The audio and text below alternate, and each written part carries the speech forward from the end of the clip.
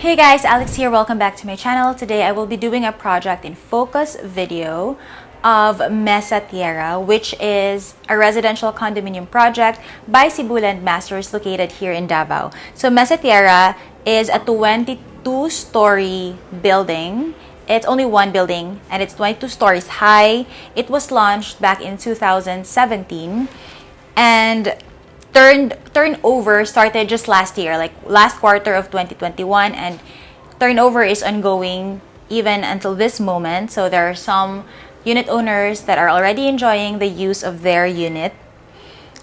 Total number of units in the building is 677. There are 10 units left, so it's actually almost sold out. They have one bedroom and studio units available. So they're located in Corner Jacinto Extension, Davao City.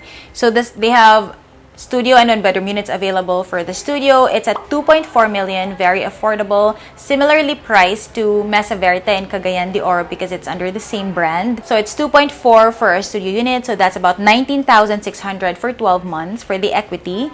And then for bank financing, that would be at 18,000 per month for 15 years. And then for their one-bedroom unit, total contract price is at 5.1. Equity at 10% is 41,000 per month for 12 months. So the equity is shorter because it's already ready for occupancy.